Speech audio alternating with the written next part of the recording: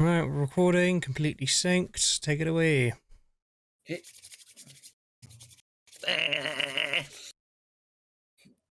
Welcome to T-Talk, where typical Brits talk typical shit.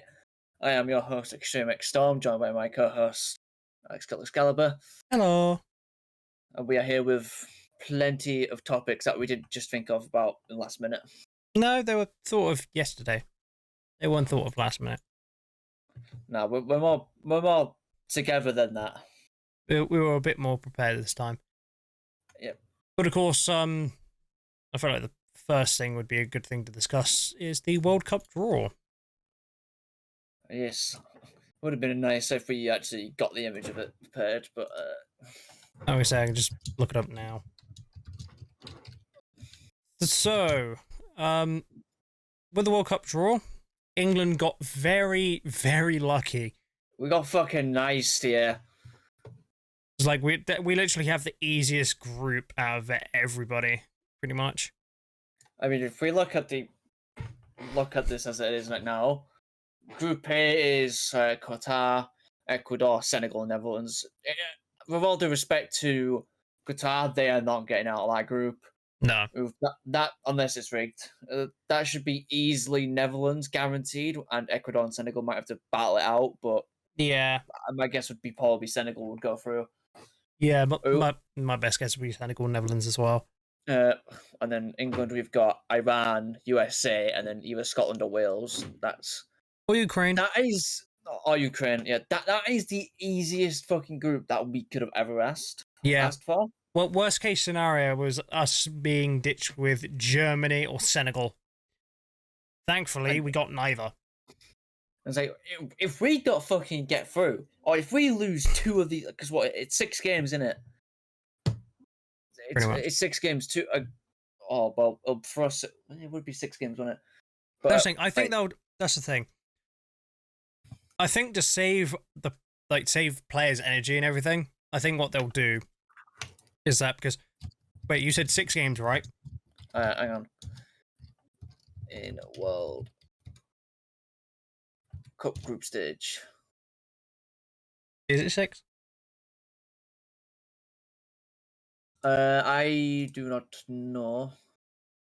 What do you mean you do not know? It doesn't. I may have.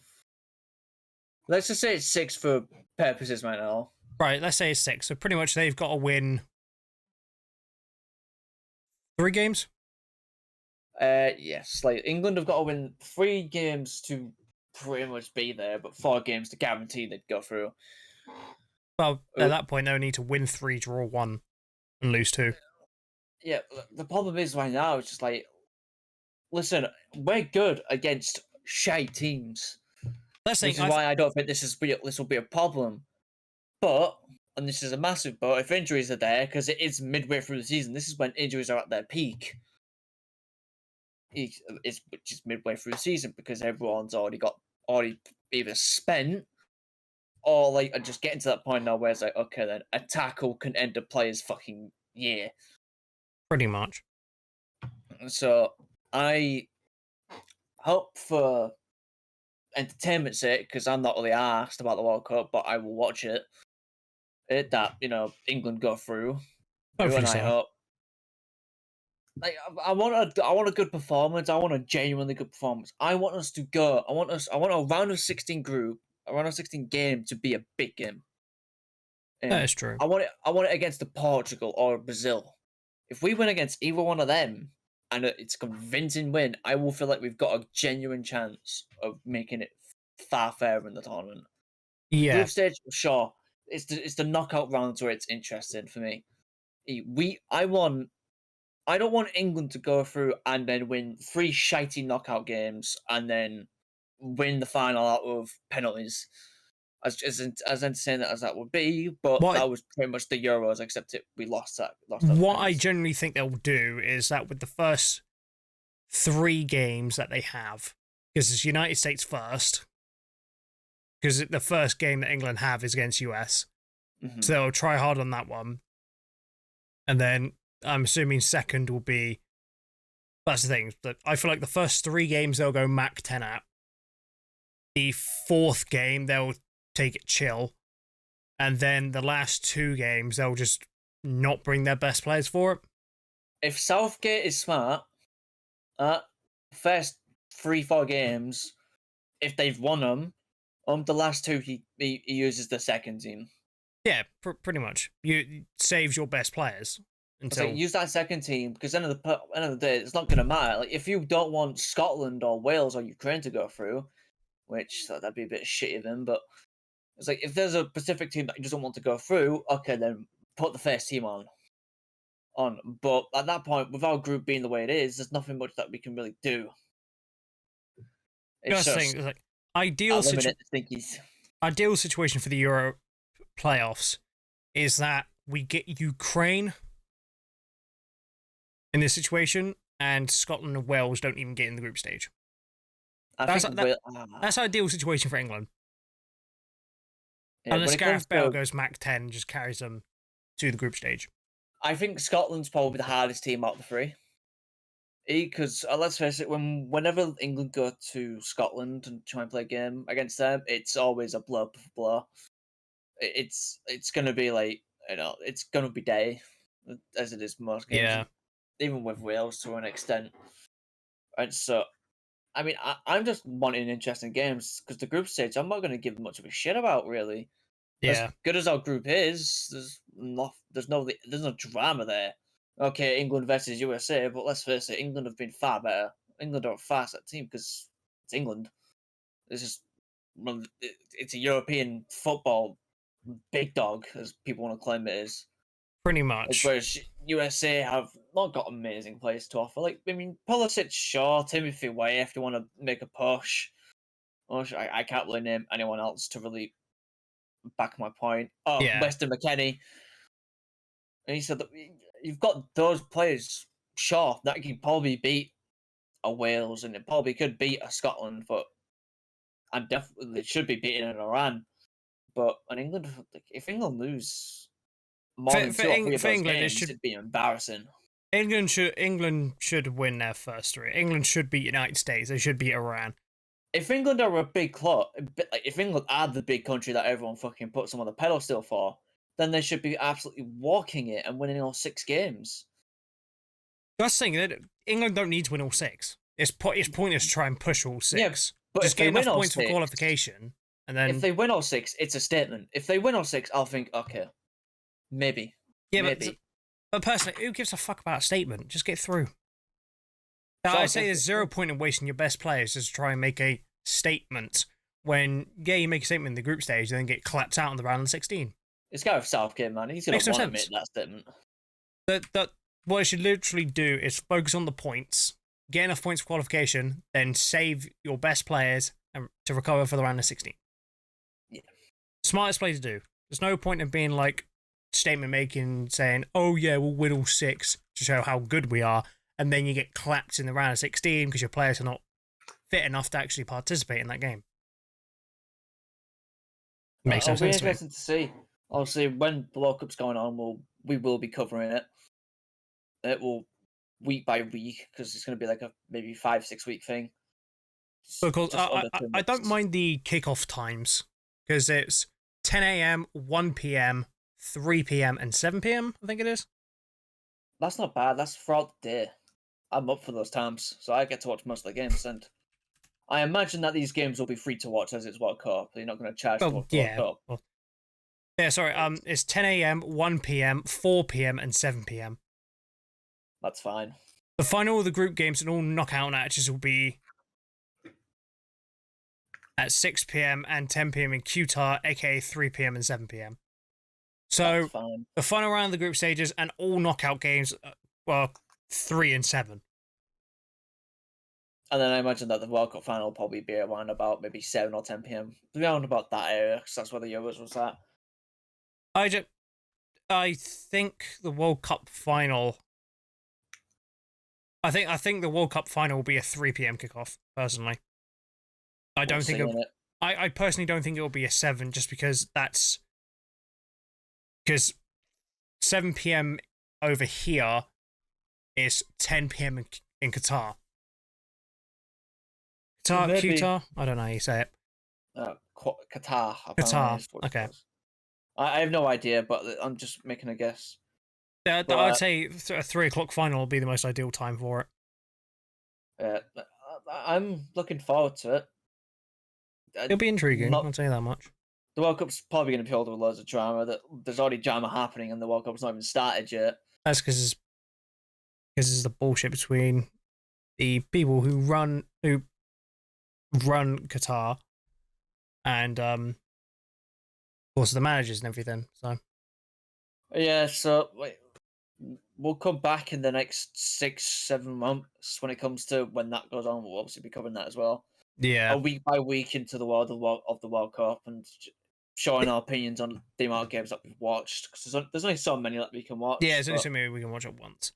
But I'm gonna make the effort to try and watch almost as many as I can. I'll watch the England games. The England games I'll watch, but I'll make the effort to just watch the games that I think are going to be entertaining. Mm. If there's some donkey teams on, I'll give a go. But here's something we should go through. With Group A, obviously having Qatar, Ecuador, Senegal, and Netherlands, who do you think will be the star player within that group stage? I don't know. A Dutch player comes to mind, like a Steven Bergwijn seems to be on great form at the moment. And Van Dijk will be playing, hopefully. So I wouldn't mind seeing him absolutely ball out.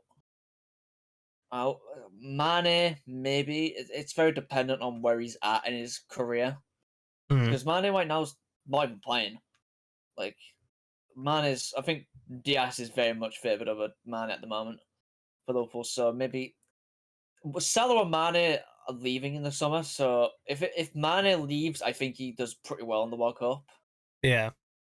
If he doesn't, then I think like he'll do well. I just think there might be something on the backlog really there. Because if he goes off to Madrid, I don't think he'll go to Madrid, but to some other team, and he's balling out there, and he's getting the good game time. He's playing every game. Sure, well, I think that's fine. But if I think Steven Bergwijn might be that player. Okay, so you think? Okay. Yeah. You know what? I'm gonna say. Here's the thing. I'm looking here what the national side is for all the Dutch players. Mm-hmm. And apparently Gravenberch is one of the players which has been called up for the international squad for the World Cup. I could see him doing well. So I definitely feel like Gravenberch would be the spanner in the works there. The problem is that when he inevitably goes to whatever clubs he goes to, because he's not staying at Ajax this summer, he needs time to settle down. So if he settles down quickly enough and gets to great form, then I see him doing well. But by that time he's going to be at a new club. He's only just going to be about to gel in, and then he has to go off to the Netherlands for a month. So it's really case in point of, well, is he going? He could stay at Ajax for another year. You don't know. He could stay for another year. It looks pretty set in stone that he's going to go Bayern Munich. So we'll see. But I'm not against Gravenberch at all. I think he's. Continue. Yeah, I think Gravenberch will do well, as long as he does get the game time. Yeah. So we'll see. Yeah, I'd definitely say Gravenberch for the group stage. Gravenberch. Well, what about Group B? Because obviously they have England, Iran, USA, and of course Ukraine/Scotland/Wales. That just seems like a Phil Foden thing, innit? International. You're thinking Foden. I think Phil Foden will be a big reason why we may do well, as long as he keeps his form up and doesn't get injured. So Phil Foden, like if Trent plays, I think he'll do pretty well as well. Maybe Joe Gomez gets a call up. Well, I feel like he's kind of been a bit put in the shadows after his injury. So, well, I'm obviously gonna say for Group B, I'm gonna throw in Marcus Rashford. I feel like he's gonna come back into. He's gonna go into the World Cup and just become England's saving grace after the downfall he has had recently. I hope so for the World Rashford. Cup will be Rashford's comeback. I do hope so because I do like Rashford as a player. I think he is a very good player on his day. He's just last year or two, he's just really not been at his best. Well, he's been struggling through injuries. Yeah, so that's kind of fucked him. And right now is clear case in point of he's not the player that he was promised to be, and that's not really much of his fault. But at the current moment, it's like he needs that kick up the ass. If you get what I mean?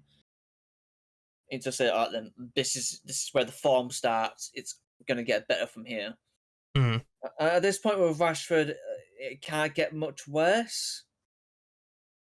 And it's like the worst it gets is that he goes to a mid-table team. Yeah. And that's because no big team's gonna want him. And I don't say no team don't want him because it's Rashford. He's got so much potential still left in him. But if he's looking for that desperate move to get to a place where he's gonna play and not get the unrealistic expectations put on him, it's a mid-table side. I wouldn't say a Leicester, but like maybe, I don't know actually. Maybe a West Ham.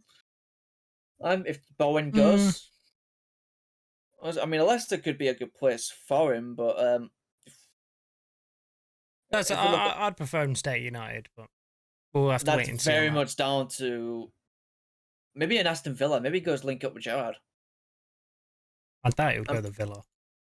I mean, if there's a chance. I won't. It's if we were to pick maybe Newcastle. I won't mind seeing Marcus Rashford under the tutelage of Eddie Howe. Someone that might actually recognise his ability and realise that, okay, you can't just press him too much. He's like a Thiago at this point. You can't just overplay him. You can't expect him to do a full 90 because he's just not built for that at the moment. You want to preserve him because when he is on and when he is rested and given the ability to do what he needs to do, he is class. It was proven against Watford today. We didn't push him off for 90 minutes, but he was arguably the best player on the pitch. So maybe that's what Rashford needs.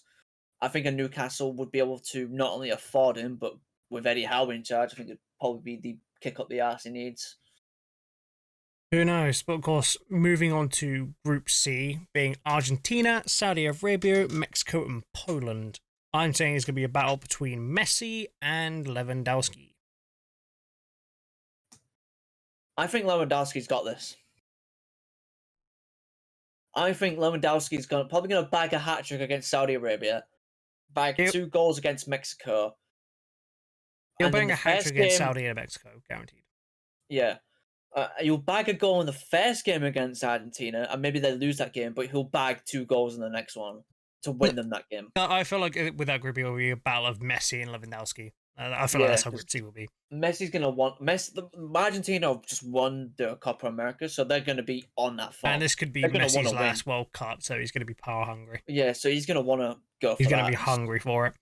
They've got a good setup as well, Argentina, aren't they? They've got Di Maria. They've got... who's that? Probably Rui in goal. Oh, they've got... for Argentina. Yeah, Rui, the Nice keeper. I thought they'd go for Martinez. Oh, yeah, I forgot about Emilio Martinez. I like Martinez. Martinez is like literally the best of mind games for penalties. So they're going to want to have him in goal no matter what. Dybala's going to be playing as well, probably. So, you're going to want a Dybala who's probably going to be at the peak of his powers. Well, of course, I'm going to definitely say Lewandowski and Messi. They're going to be 2 shining stars in that group.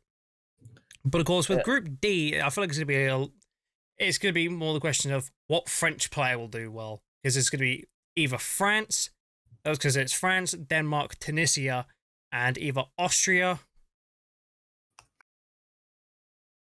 I don't know what the other 2 names are. I'd probably say it's going to be... it's going to be Mbappe swinging it. I'm going to say Benzema, you know. If Benzema plays, yeah. I feel like Benzema's got a very good chance. I'll say Benzema. I can see them both doing equally as well. Like Benzema on his last World Cup and Mbappe on his... It's his first, isn't it? No, it's his second. No, it's his second. The first World Cup he fucking won. So I can see France doing that. I can see Mbappe just being absolutely insane. Yeah.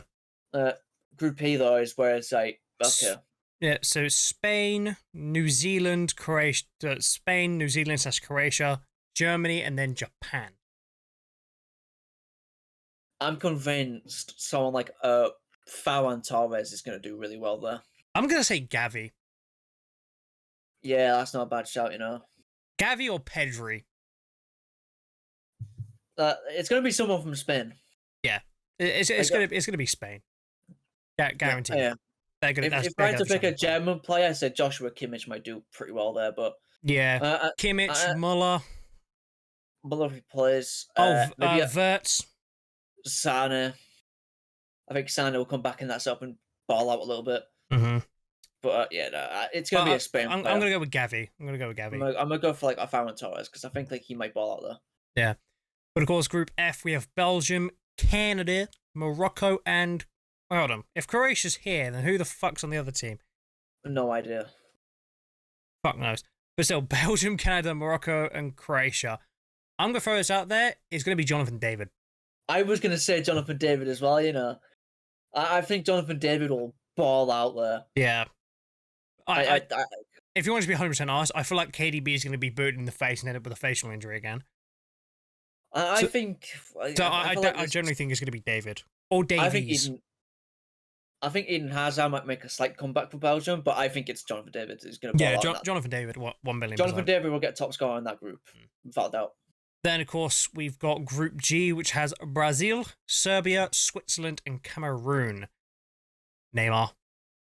No. Not Neymar? Nah, Vinny Jr. Vinny Jr., yeah. It's quite an obvious choice, that, actually, because is Lucas Moura playing in this year's World Cup? He'd probably be in the squad. You know what? I'm gonna throw it out there. I think Dani Alves will ball out. He's not been called up to international duty, has he? Yes. Dani Alves has not been called to international duty. Nah, fuck off.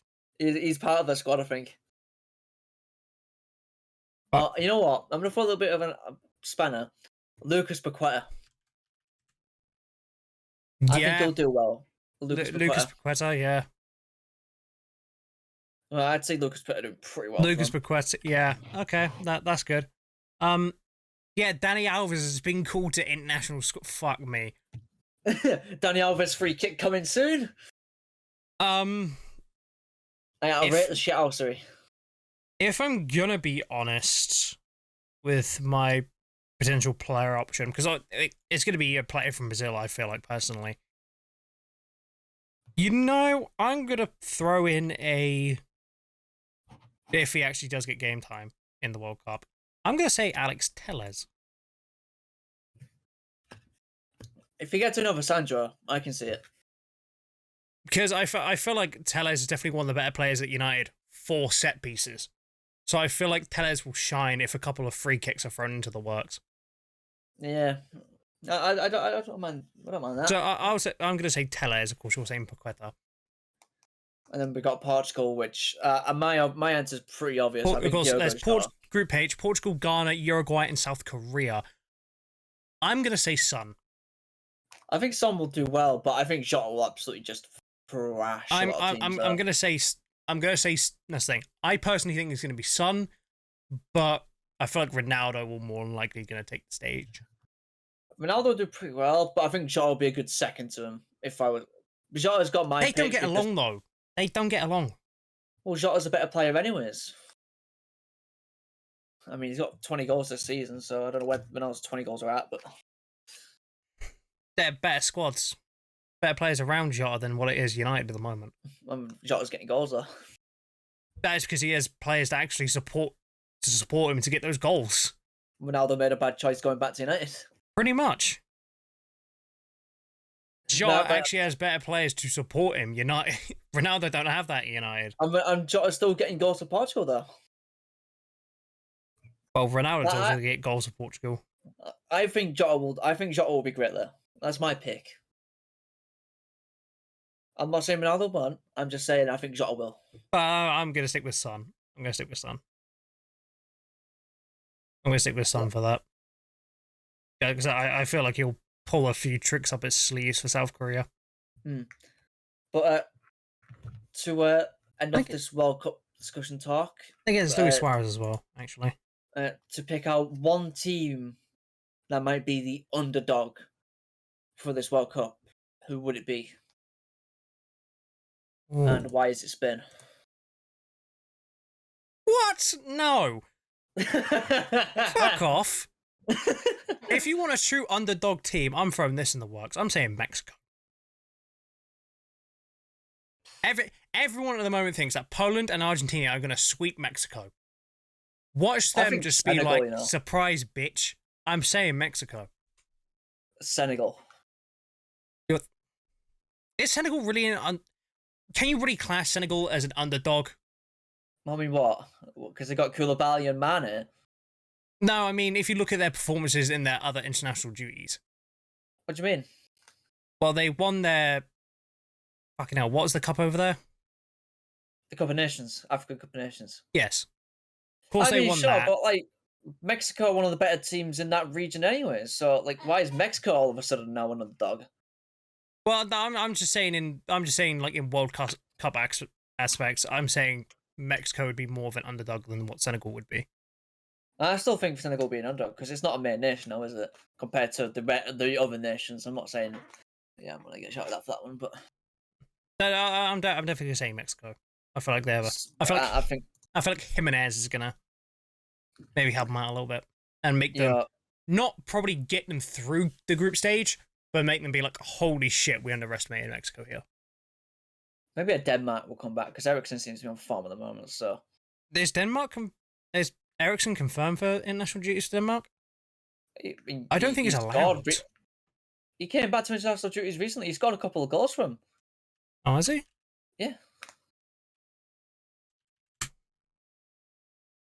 Look at the score sheets. He scored a couple, maybe 1 or 2 goals, but it's 1 or 2 goals more than what you were scoring if you didn't play.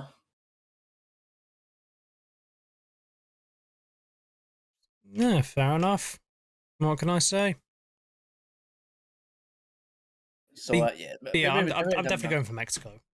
I'm going to stick with that choice. Senegal, Denmark. We'll go for one of those teams. Mm-hmm. But of course, since we are talking about the World Cup and the football and all that stuff, we're going to switch it a little bit to video game football. Because instead of them actually releasing another generic promo, they decided to go with Showdown series. It's a good break because I imagine that Team of the Season might be next. Oh yeah, Team of the Season will be after this. Guaranteed. So, guaranteed Team of the Season is literally, guaranteed Team of the Season is April 8th. Oh boy, okay, so, yeah. Guaranteed, because Showdown series ends April 7th. And I have a funny feeling on Tuesday they'll start advertising Team of the Season community Maybe vote. we get the votes on Tuesday, yeah. Yeah, vote Tuesday, then community Team of the Season then. And then we'll have that for a couple of weeks, and then we'll start bringing in the proper Team of the Season. Well, no, we'll get community Team Season for about the week period, as we do. It's every week, innit? So Prem's always first after community. So there'll be Prem, Championship, Prem, and League One.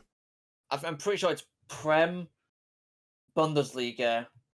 Oh no, I think it's Prem, La Liga, Bundesliga, Serie A, and then League On. League On, yeah, that's normally how it is. And then all the tots. But yeah, like Team of the Season is going to be a big promo. But right now, I think the Showdown idea is pretty good, pretty expensive. That Braithwaite card though, that came out today because we're uploading it. We're recording this on Saturday, the 2nd of April, and that Braithwaite card actually looks kind of dirty. To be perfectly honest, and I'm glad about it, but Charleston looks like the worst card there.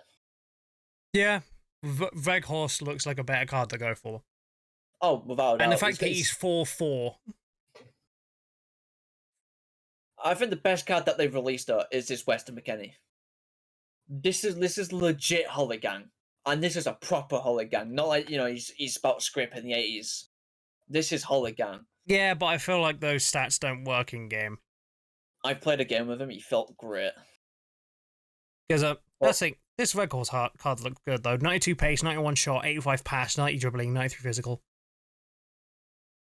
deadly fucking card. That is The right problem there. is that will he be able to compensate for his height? Because what's his height? 6'2", 6'3"? 6'6". Weghorst is 6'6". I mean, yeah, he's lanky as fuck.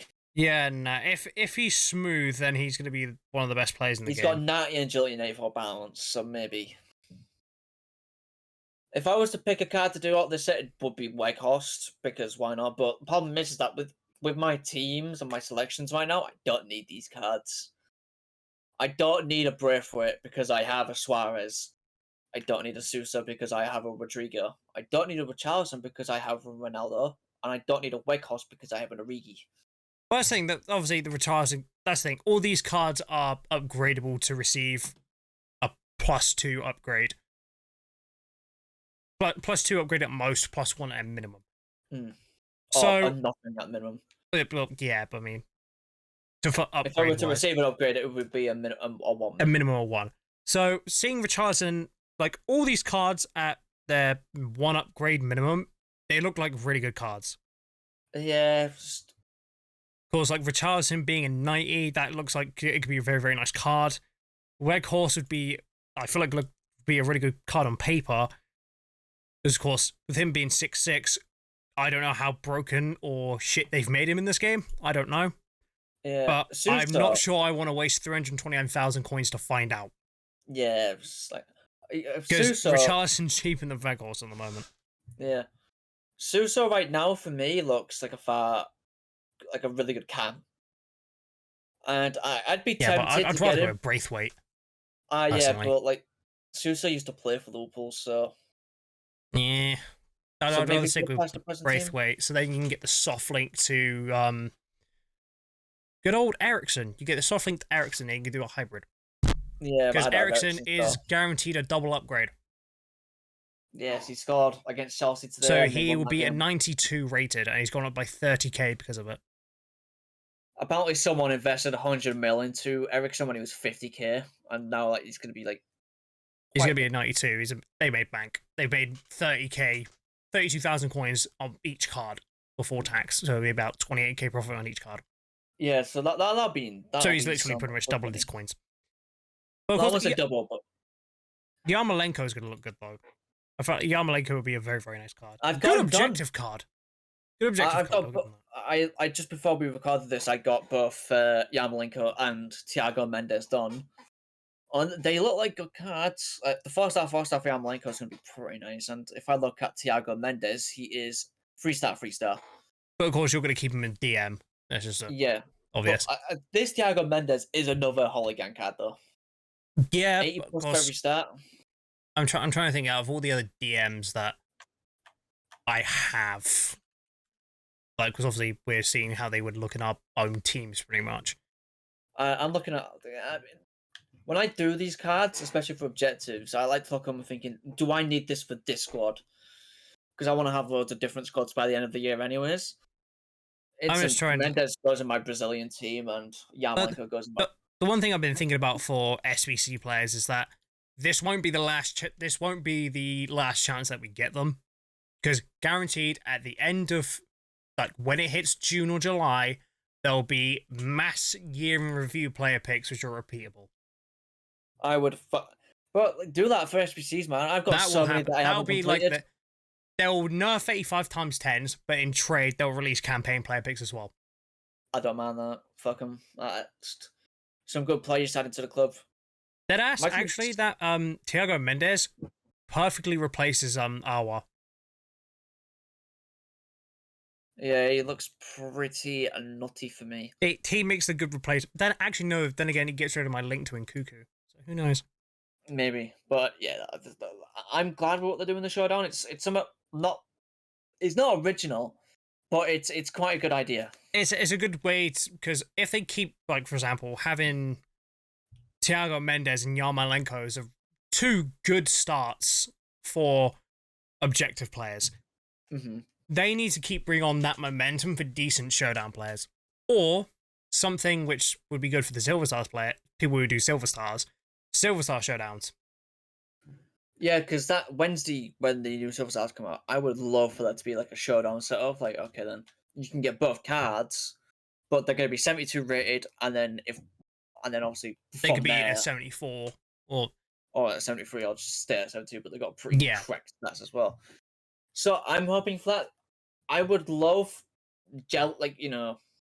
I'd like a Timothy Wire special card at some point, because like he had a what if last year, and that was one of my favorite silver cards that they ever released. Yeah. So I wouldn't mind to have an excuse to have him back. But we will see in the future. But of course, with the 6 p.m. content that came out today, of course, they decided to release a Prime player pick. Yeah, I'm not wasting my time with that shit. It's very, very expensive and I've seen people get jack shit from it. But that's the thing. That's the thing. But people are going to be more tempted to pay for this instead of 1.2 million for the 92 Prime moments. Yeah. But I'd rather pay for this Prime player pick than for the 92 Prime moments. I'd rather not spend my coins at all. I'd rather just not do them. Yeah, well, obviously, but to do all that, if somebody wanted to do an Icon SBC and they had a choice between the Prime Icon player pick, which is 700k, or the 92 Prime Moments pack, which is like 1.3 mil, you're gonna take the Prime player pick. Yeah, it's an easier gamble then, because there's less chance of you losing way more coins for going for the 700k SBC in comparison to the 1.3 mil SBC. Because you could do that Prime Moments one, get fucking Prime Moments Rush, and that's a 300k card. You lose a mil right there. Yep, I see it. I just don't think either one are worth it, really. I'm staying away from that because my club has been utterly butchered, and I just don't have the facilities to really recover it right now. It's just what this next week's going to be dedicated to. I'll recover my account at the end of the week. I'm probably going to send most of my coins into that 75 times 5 and then save them for team season, just to give myself a decent chance, because they're not expensive. I've got several hundred to almost 1,000 silver. That's the thing that are going to get used. Yeah, I could say like chuck the silvers into gold upgrades. So I can get maybe 100 of those gold upgrades, which would be about that's 300 players, and that's going to be because the pack weight for the 75 upgrades is really good pack weight. Like I did five, got a Courtois in one of them. An 89 rated out of 75 upgrade. Bit fucking mad. I've opened like 12, and I've got an Immobile and a Sancho, and that was it. Like I say, I've probably opened about 10. Got loads of 85s. Got a couple of walkouts being like an 87 and a 90. It's like I feel like the pack weights for these, for how little they cost, is very good. Yeah, I've read them, and that's why I will be sending a lot of coins into the. And also, any gold players which are a pile of shit, you can just throw them back in. Yeah, League SBCs probably won't be touched much, so it's just all going into it. League SBCs will fucking bottle. They'll bottle. Yeah, they'll collapse in price because it's 75 upgrade. I'm also probably going to be smart and invest maybe a couple of coins into bronzes and stuff. Maybe not, because with Team of the Season, players for League SBCs tend to bomb anyways.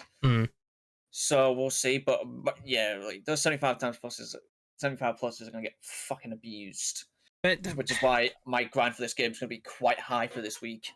The one thing which I find kind of annoying with my run of FIFA this year is that majority of my players are untradeable, and yet it's like some of them, for example, Renato Sanchez, he's still worth like 400k, and I can't sell him because I don't use him. Welcome to the life of me. Most of my good pulls are tradable. I got the very rare pull was tradable, but it's very infrequent. Because like, when I look at the players which I have on my starting 11 now on my bench and shit, there's so many players which I wish I can just sell off. Like the Road to the Final Bale. Don't really use him that much, and his average price is like 450k. That would be brilliant to sell off right now. Same with honorable mentions Foden. That'd be good to sell off right now. Fucking literally any of the other players, like fucking Road to the Final Vardy. I'll sell him off right now. Like, it's annoying, but what can you do? Yeah. This is. I mean, I don't mind it because my club gets stacked up with like good high rated players. Where it's like, okay, then if I'm desperate to get this guaranteed team the season pack done, it's there. That's true. I've got. But I don't mind it. Like, really, right now, I find a lot of success with just doing BPM. I'm just stacking my club up while also making a decent amount of coins back. I'm gonna be. I don't really. That's the thing. It's like obviously coins would be a very handy thing for me right now, but of course I just don't have the mental state to do BPM. Nah, it's very BPM and League SBCs are very time inducing and very like draining. So like, but if you want to get coins, I'd say just go look at investments, which is your best case. Well, I can't look at them anymore, can I? I'm just talking to the viewer at this point. Mm. I'm saying to anyone, investments are probably the best way. Flipping players, try and buy them at their cheapest, and try and sell them for like 10%. Yeah, it's BPM is very good for making coins, but then it's like you're gonna take a loss at first, but eventually they'll be worth it. It's gonna be a fat, long time investment for bounce back method. Yeah, so it's like I'm only at 60k at the moment, so there's only so much I can do. But I'm just gonna do BPM, build my coins back up, play as much FIFA as I can, just to because this next week is gonna be pure team of season grinding, and because I'd like to at least start off with a couple, whether they're donkeys or not. So like big packs will get saved, but little packs will probably not. Like I'll probably open them just so I can throw. I'd say the 75 times 5s are huge packs. Oh yeah, I'm saving upgrades. I'm not saving much else. Because like 50k and above will save. How long is the 75 times 5s on days? 4? 5 days. About Wednesday or Thursday will expire. 4 days, so add an extra day onto that because it's 6 p.m. the next day. Yeah, so it'll be Thursday 6 p.m. That's when they end. That's fine. That gives me a lot of time to just really stack up some stuff. That means this week I'll probably go for untradeable div rival rewards. So any crap I get from that, I can just chuck into the 75 times 5s. Squad battles, I've got to do some of that tonight just to get some better rewards in for better packs, maybe. I don't even know where I am at for squad battles this week if I've even played them at all. I have no idea. I gotta go do the MLS objectives anyway, so maybe that's my excuse. Probably. I want that Xherdan Shaqiri in my life. Because then he can go on the bench like he does in real life for Liverpool. That is a yikes, my friend. That is a yikes. It's alright though, because he scored 2 deflections tonight, so he was proved. He worth his proved. He got Mourinho sacked. I mean, a lot of players can do that. Yeah, but moving on to something else. My opinions on the Tournament of Power, because I finished watching Dragon Ball Super. That was finished a couple of days ago, and of course after that I go watch after Super now is the Broly movie, isn't it? Yeah, if you're going on from there, it's Broly, but you've still got so much more to watch before, like for prior episodes. You got to go watch Dragon Ball Z. You've got to go watch GT. Not like it's canon, anyways, but you got to go watch the original Dragon Ball. Got to go watch all the movies because they're not canon, but they're really good, most of them. Well, I'm kind of just thinking of canon, pretty much. Yeah, so the original Dragon Ball Z, and then there's 2 movies called The Battle of Gods and Resurrection F. They're canon, but it's pretty much just like a better done version of the first 2 acts. But you never watched them. No, the movies. No, we watched the Universe 6 versus Universe 7 arc, so that's where we started. Yeah, but of course I already seen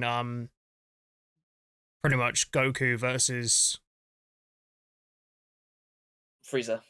No. Beerus. Yes. Yeah, so you got those movies as well. Okay, so Dragon Ball is 153 episodes. Dragon Ball Z Has 290 what? Fucking hell. Yeah, it's not short. Is there a movie that sums up the entirety of Dragon Ball Z? I would like that, please. If you wanted to be like less informed, you could go watch Dragon Ball Z Kai, which is a lot less episodes but more important episodes. Then I might go for that. It's a little bit better animation as well, like high quality animation. But if you, I prefer Z far more. Yeah, I might. Personally, I might just go for Kai. Yeah, so yeah, there's that. Because how many? Okay, so 167. That's 120 less episodes. So that's less intimidating to tackle.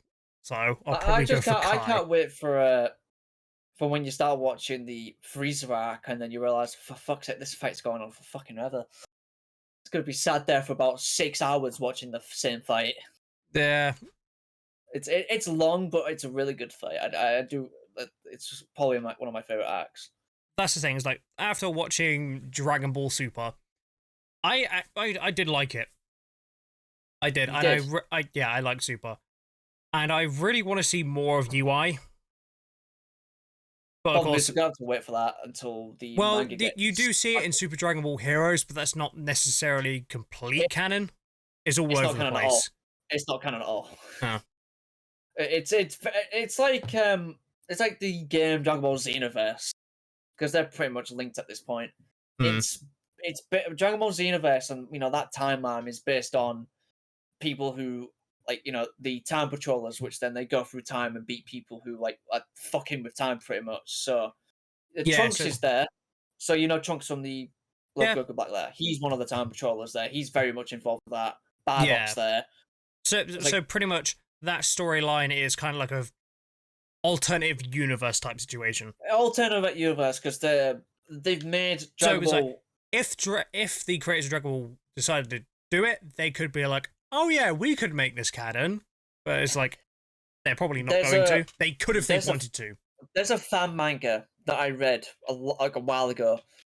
That was what it was that it was a tournament of power like thing, but it was between different realities. So like if Cell won the Cell games, if Vegeta never defused, and someone from there, and it's really in depth and it's really good. And I thought, well, this is such a good idea for if and when. Yeah. And so I was like, I do really want that at some point. So if you wanted to watch more of UI, manga is really the best place to read it, because the problem is that it's probably not going to come back until next year. You're asking me to read manga. I am, as I just pack a Silver and Fawn from Bronze packs. Yeah, so that's the thing. I'm probably just going to wait for the next step into it won't be Dragon this Ball movie. Super. UI probably won't make a return properly in this next movie.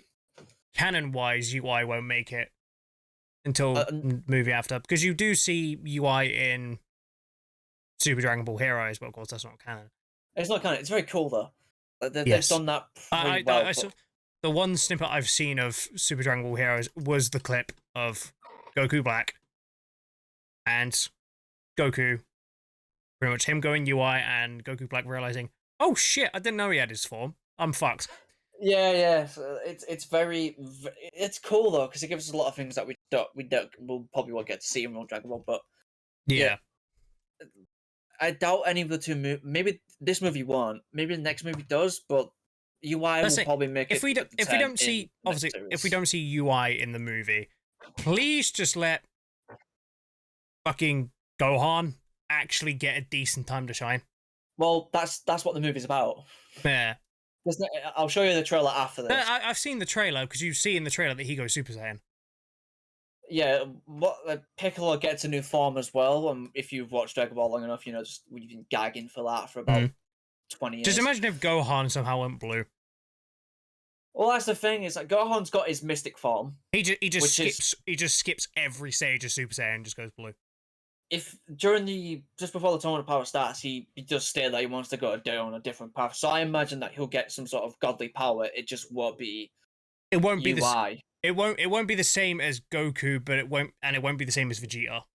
No. Because He's very with much Vegeta, he has Ultra Ego.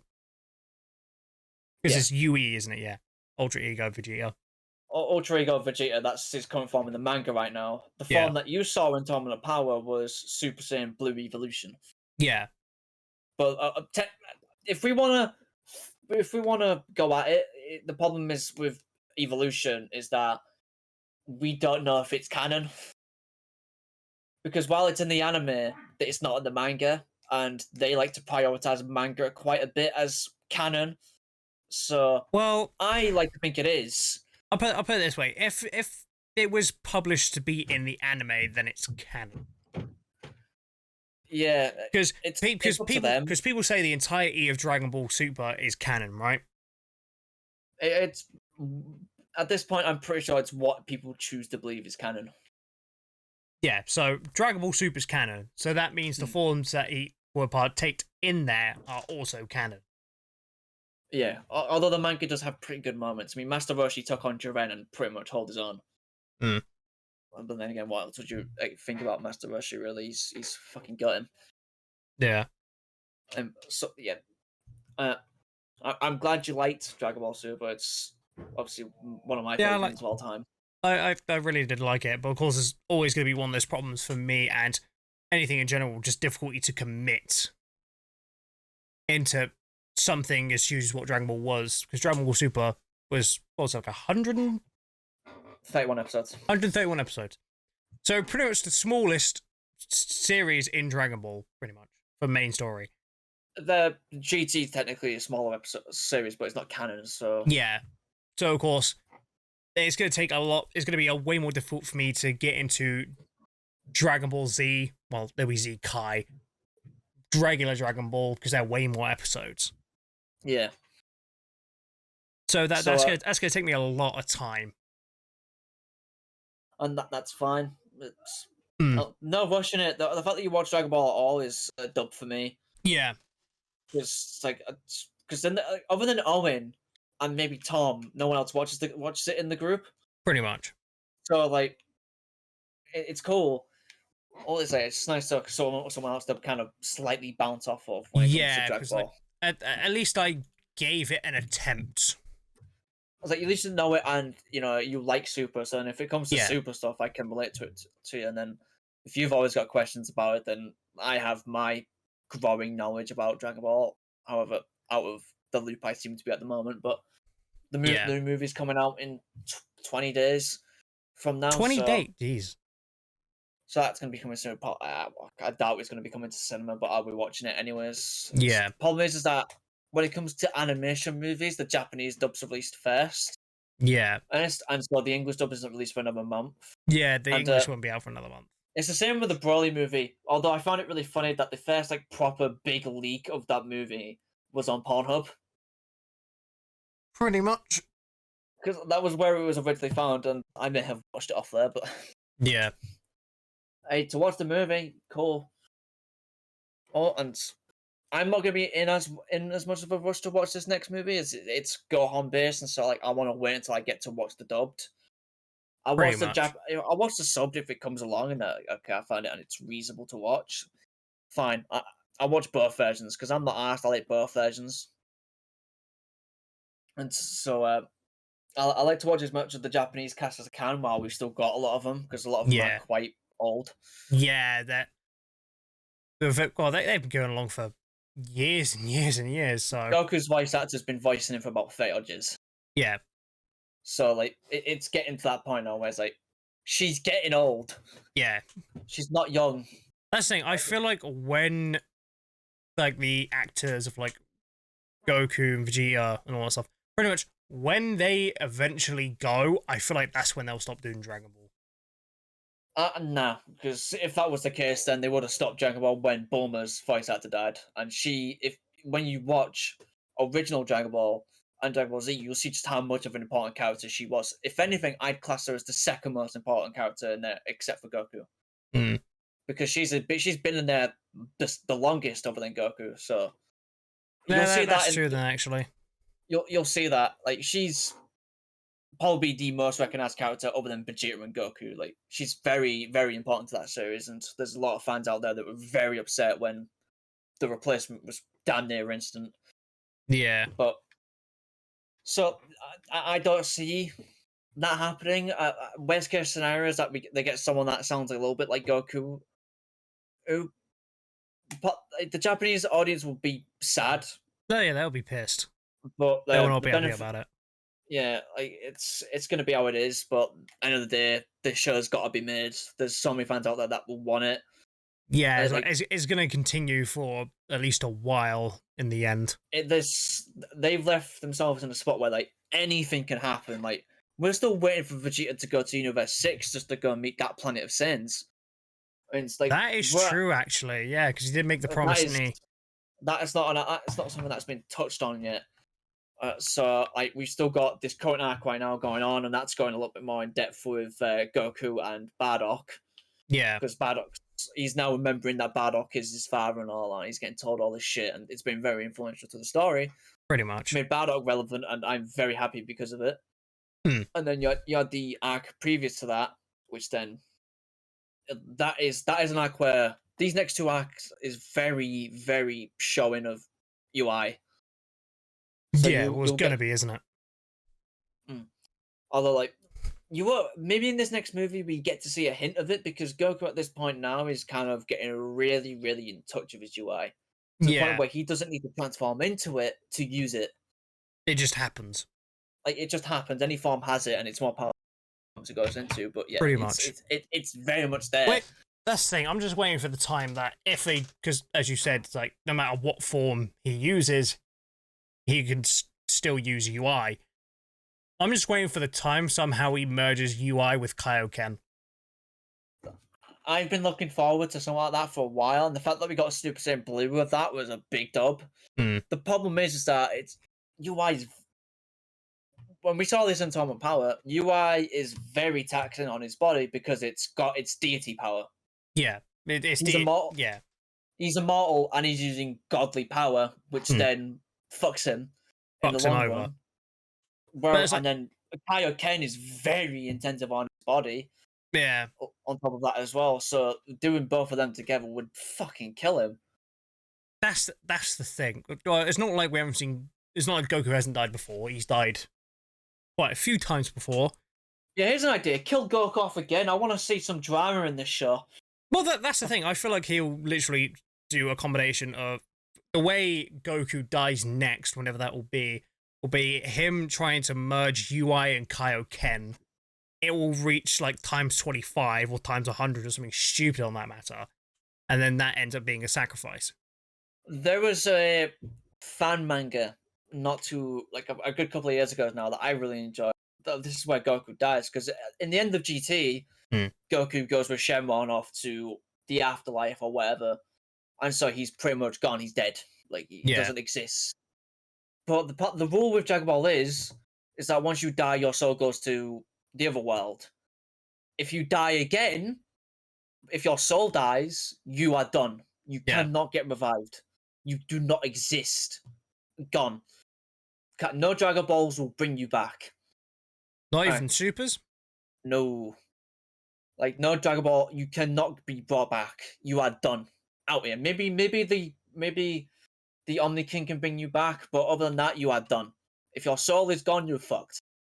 And so, in this manga, he comes back, but he's evil. Like, the Goku's mind's been infested with something else, and he comes back as evil. So pretty much a Goku Black takes over whatever remains. It's not Goku Black, but it's like a Goku Black, and so he transforms to a Super Saiyan 5 because this is GT universe.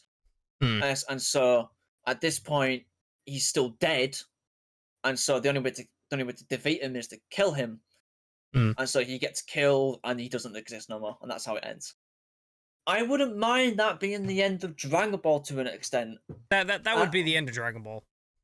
Like, the sacrifice of Goku to pretty much not exist would probably be the best way for someone like him to go. And it's not like, characters haven't done that before the end of GT. Piccolo's dead. He's in hell. Well, and characters have died before in GT. Like, Krillin's died about 3 or 4 times. Yeah. I'm some every. I don't think there's a character right now in Jaguar that hasn't died yet. In terms of like out of the Z fighters, maybe. No, I'm pretty sure every one of them's died at some point. Yeah, all of them have. So like, there's that, and so I'm looking forward to more and more Dragon Ball stuff as it comes through. I'm kind of annoyed that we're not hearing jack shit about a series at the moment. That's Maybe after this movie, but I just personally don't think they have any plans of a series at the moment. I think they just want to focus on creating, movies like they're doing at the moment to pretty much build up for the next series. Like with Gohan actually going to, who knows, a potential new power which is similar to Ultra Instinct. They'll probably do it, and then it'll be a new series. Yeah, well, we got this movie coming up, and then we got the next one. They've already confirmed this movie and another movie. Yeah. I'm thinking after that movie is when we get a series. The problem is that we will get that movie next year, and then a series probably won't be until another year. Yeah, a series won't be until 2024. That's my best guess. It sucks, but if we get another Dragon Ball Super length series, I'm happy. At that point, you can cover 4 arcs in that time, minimum. And we've got other arcs as well to talk about. Like, we've got other arcs to go in there. The Mora arc, the Granola arc at the moment. And if they really want to be like a cash cow with that shit, they make Broly into an arc. Yeah. But I don't want that to happen because I don't think it's relevant. Like, we've got the movie. It's been out for a couple of years now. There's no point doing that. That is true. But so we'll see, and I'm looking forward to more Dragon Ball stuff. Is there anything else we'd like to cover for today? Well, we're at an hour. Oh, there we go then. Dragon Ball pretty much carried us to the finish line. So, but yeah, I'll put it this way. Super, I'm gonna give it a 8.5. Take that.